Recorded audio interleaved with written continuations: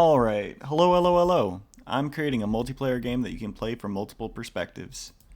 I haven't tested multiplayer in a bit, and wow, I had some bugs. I spent a few weeks just making sure death particles appear for everyone when a monster dies.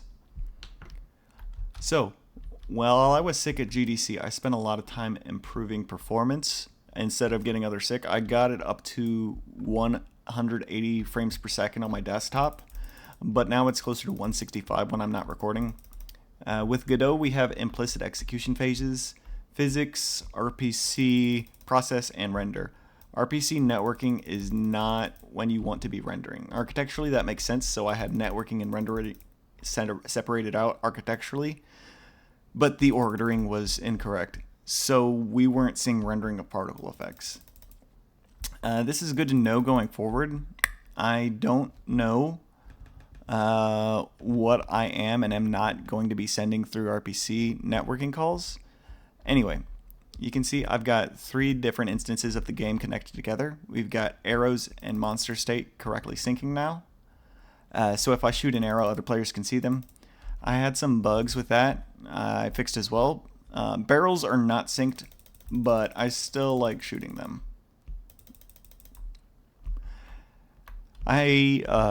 The server and client on the host machine work as intended. However, my laptop, which is connected remotely, does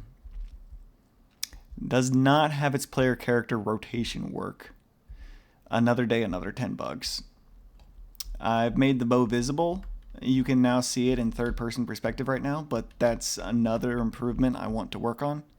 If I enter into first-person perspective, arrows are still visible, but don't block where you're aiming. I've added in the reticle, so aiming should be easier. I also removed thirst and hunger. I may re-implement them in the future, but as they were just limiting how long you can play the game. You might be able to tell I have expanded how much of the world you can see. I implemented a level of detail system, so distant chunks render with a lot less detail. There is a bug there where the seams of different levels of detail don't line up.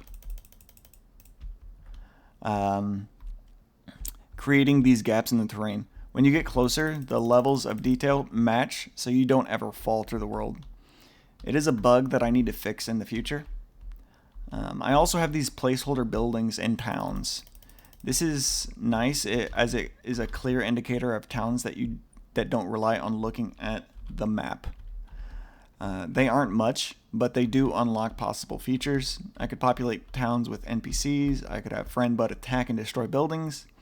They also don't serve a real purpose for the player yet, but I'm planning on changing that a ton. I also added in a second attack for friend bud. If I lower the reputation down, friend bud now moves faster and also sometimes performs a lunge attack.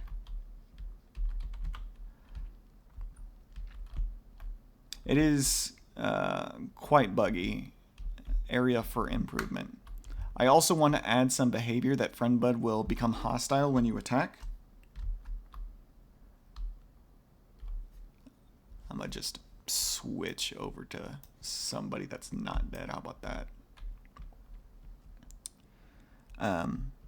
Anyway.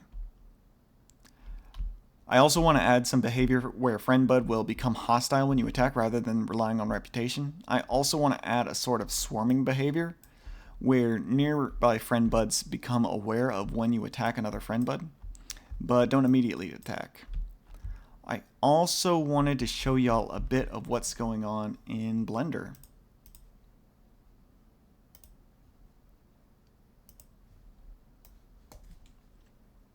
Right. So for the player model, I've got a few other animations.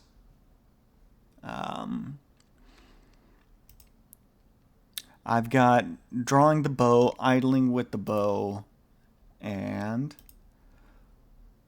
drawing the sword, and idling with the sword.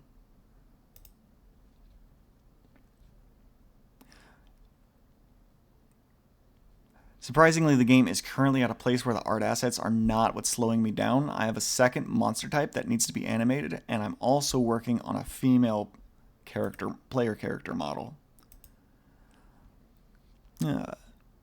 That's all I've got for you today. If you watched the whole video, I appreciate you. If you liked the video, consider hitting the thumbs up. If you want to follow me on this journey, feel free to subscribe.